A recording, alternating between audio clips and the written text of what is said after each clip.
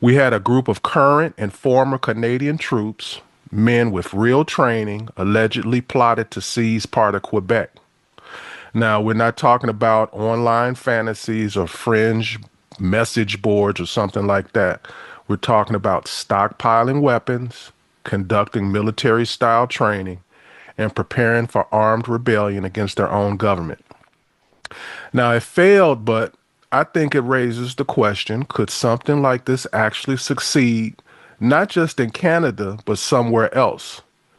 And if we're being honest, Mike, the United States might be the most vulnerable country of them all. So, my question is, could something like this actually succeed, not just in Canada? Could it not just succeed, but somewhere else?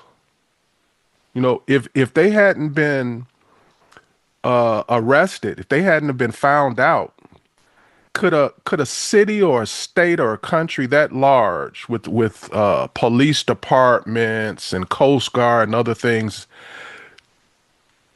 could there be an uprising that would be successful? Well, first off, happy Friday to everybody out there. And I actually, maybe it's because I'm south of the border and not north of the border. I didn't hear anything about this in Canada. So let me Um, briefly run it down to you, Mike, so you're not just you uh said this is in Quebec. Was this related to, say, sort of the separation thing that Quebec's been trying to do for years, or kind of, but that's through the formal government. This was kind of like a militia. They were reportedly former or currently military personnel. hmm, Authorities say they stockpiled a significant arsenal, so significant that they don't want to give details about it. Ran tactical militia style training. They had like land they had formal training and everything. And well, they they got no aimed, lack of land up there. right, and aimed to seize a part of Quebec in defiance of the federal government. The goal was to establish a breakaway anti-government zone. So, Hmm. uh, it it got found out about. They got arrested. Yep. But my thought process is, what if they hadn't have been found out about? Is it possible for you to put together a group and overturn a country or a city or a province or something the size of a Quebec or a Seattle or a Mexico City or something Well, like that? okay. So let's just look at history for a second, Phil. I would say the answer to that question is a definitive yes. I mean, think about this. We have coups going on all around the world all the time. Hmm.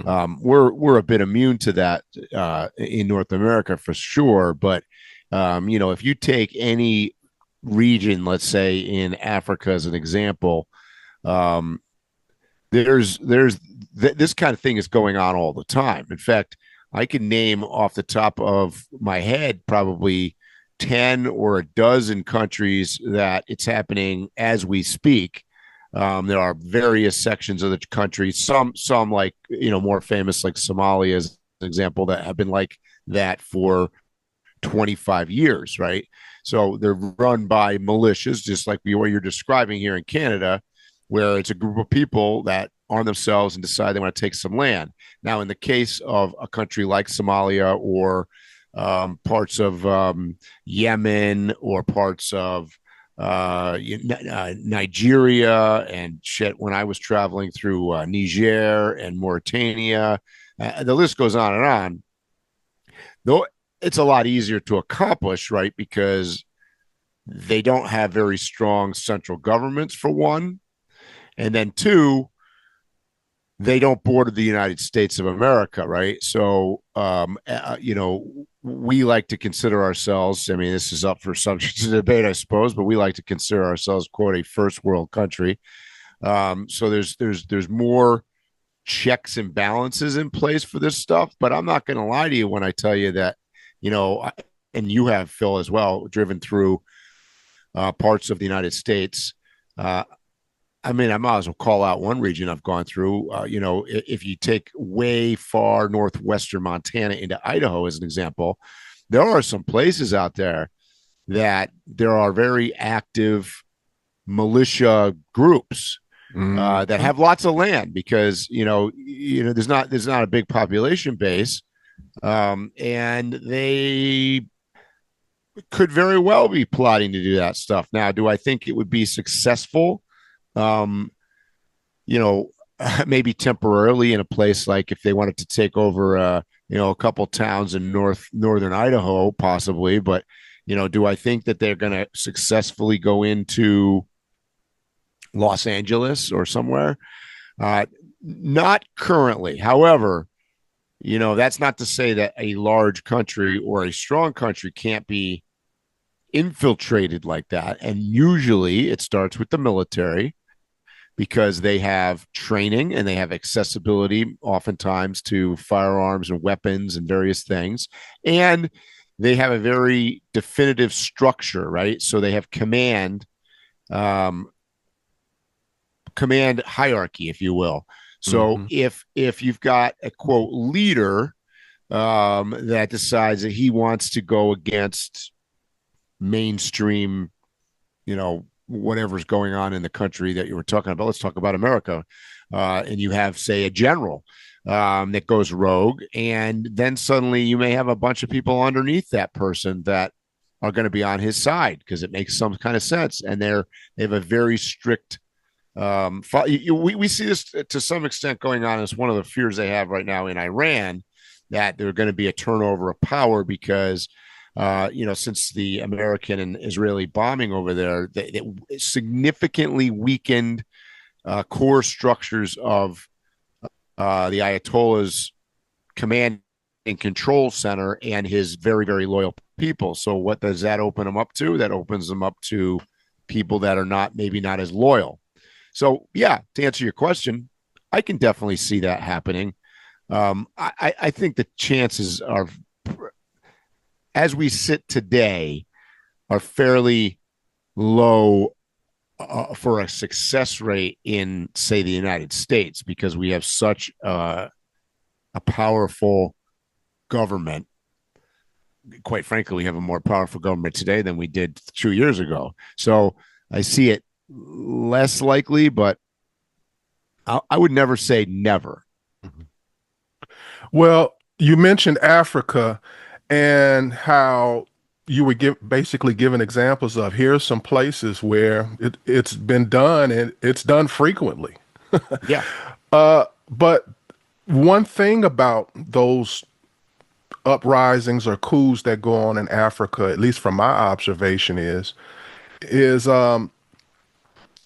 I don't even really consider them coups. I believe for the viewer they're a coup, mm. but let's say we lived in Africa, Mike, Yep, and I'm just Joe Blow. There is no way that I can get enough military hardware together to overturn my little country.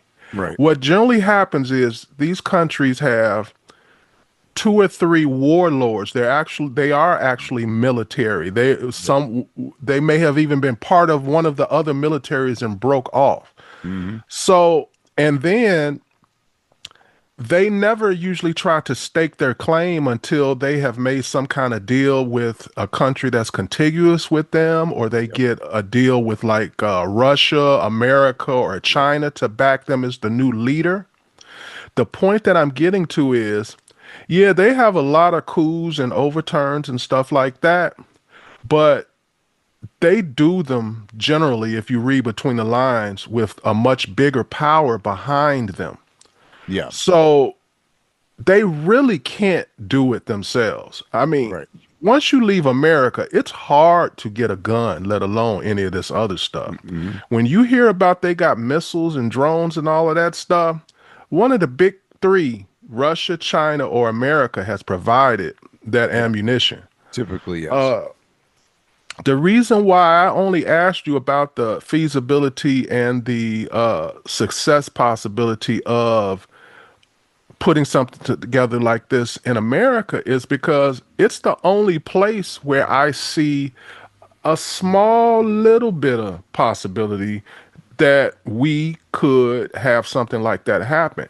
And the main reason is a very startling statistic that I disagree with, and that is that there's over 400 million guns in civilian hands in America. That's far more, Yeah. I mean, like astronomically a big number compared to other countries. And I Mhm. challenge that number. Uh, I think it's much higher. I think it's a Oh, minimum of at least 50%. And if it's yeah. my guess, it's over 100% more Yeah, out there. I'd buy that. Uh, in my Well, it's not life, only that, Phil. You're right. We have more rights. right. So we have the right to have those firearms. We have the right to acquire shit. I mean, I'm driving around. I'm sitting in a military vehicle right now. I mean, the government sells vehicles, military vehicles, Humvees and LMTVs and tanks that have been decommissioned, and you name it, you can get stuff. Particularly from foreign countries, you can definitely buy that stuff. Mike, So I don't want to mention the city because it's a neighboring city to me. But I had some friends invite me to sit down and discuss at a police department uh, about putting together an event. They've got like a room for people to, have like community. It's a community room. yeah, But you can see right through the window. They got a tank in the garage. yeah, yeah, And this yeah, is yeah. like, bro, Oh yeah, this is like a little country town. oh People yeah, sell blueberries yeah. and stuff like that. I've got friends that own tanks. Right. Oh yeah, no, I know It's people not that have. illegal. No. You can buy stuff, particularly from Eastern Bloc countries. Shit. I mean, I was just watching on TV the other day on what's the guy that does the auctions or the pawn shop guy in Vegas. Mhm. He had somebody had come in wanting to sell a Russian fighter jet for real. That's Um, crazy. because it's legal. It's totally legal. Now, obviously, these things have been disarmed and whatever else. But here's the thing that is even more important, Phil, I think, than our access to stuff. We have money.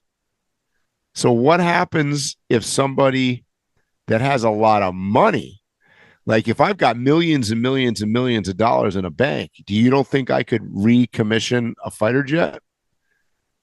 That's Sure, I true. could. The Right? other thing to me, Mike, is I don't know how to put it into. We have a culture of dissent, Hmm. militias. Sure. We Oh yeah, we have dating back. I mean, the Revolutionary War started that, right? I mean, right. our whole history has been about that. So our that culture in itself makes it easier for a nemesis to permeate our population versus another country where you would stand out being a dissenter and trying to Yeah, put you yeah, you'd get hung. yeah, yeah, yeah. I could go years talking about doing something against the government, Right. and until they see some hard facts that I'm doing something about it, they're pretty much going to leave me alone. They might Hmm. investigate me or Hmm. something, Hmm. but as long as I'm slick enough, I could succeed, Yes. at least as far as the communications Yep. and the getting the initial people together. That's my opinion. Yeah. And I just was. I'm looking at that article on because I wasn't familiar with that, and I see that they seized from what in article? Quebec. The one in Canada that they Okay. see items like night vision goggles and tactical laser weapons and tons of magazines and night vision goggles, military equipment, 11,000 rounds of ammo, 83 firearms. I mean, this is only four guys, right? I think. I mean, four guys got arrested. There may have been more Right. people involved in that. But yeah, I mean, yeah, it's kind of ironic because you think Canada is the last place on the planet that you'd see something like that. Another reason why I think something like that is a concern, Mike, for America is right now we have the probably the highest distrust in government Mm-hmm. ever. Yeah. So there's already like an environment for someone to step in comfortably, talk their rhetoric, and have people listen and go, Yep. you know, this even goes back to the citizenship thing I was talking about and all those other things. We are in an environment now where we literally have people that just got here. They'd be easy to convince into something versus a person that has long standing in the Right. country. Right. For sure. So I only asked about this Canadian thing, Mike, because people kind of just the way the articles are written is like, these crack kids up in Canada, and it's like a joke. I don't Hmm. see it as a joke. As a matter of fact, I see it as more of a danger here in America where I could easily get a hold of if I have the resources to I could get 1 million guns within a 6 month period. Oh yeah. Yeah. Easy. Yeah. So that's my thing. And then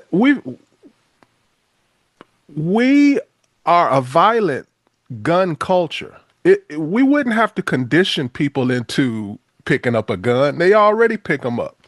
Hmm. When when I'm out and about and I'm traveling and I'm on trails, the only thing I ever hear other than nature is a bunch of men somewhere in a Shooting. remote area shooting guns. Yeah. Yeah.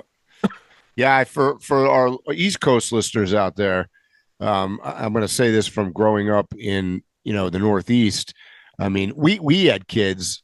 Sorry, we had guns as kids. Me and my brother we had a bunch of property, so we would go in the backyard and shoot trees or whatever. So I kind of grew up with firearms, but by and large, I will tell you that East Coast, particularly in the Northeast, where heavy population centers, I think some of you guys out there are probably listening, thinking that this is not necessarily the case. But I'll tell you what, ever since I've been traveling and spending most of my life out west, you're right, Phil. I mean, there's virtually nobody, for one, that's not carrying a weapon. I agree with you. You can't go anywhere without I just remember riding my bicycle or my mountain bike, in New Mexico and in Arizona and up in Montana, and I mean, there's people shooting everywhere, right? I mean, it's super common. And Mike, you mentioned that area between Idaho, central Idaho, and Montana. I Mm-hmm. know that area where the Sawtooth area, the Beartooth area, Yep, rather, and all sure. of that. Yes, Um, if remote. you drive, but if you actually go out there in the remote, you'll see guys in uniforms practicing it. They ain't Yes, even hiding it. And I no. mean, like you might take a trail if it's long enough and see more than one group. Yes, yes. So it's Yeah. like a prevalent thing. Oh yeah, yeah, for real. Then they'll like come into town for lunch, Right. Yeah. and And sit everybody know who they are and where they just came from. and sit at the diner with their firearms.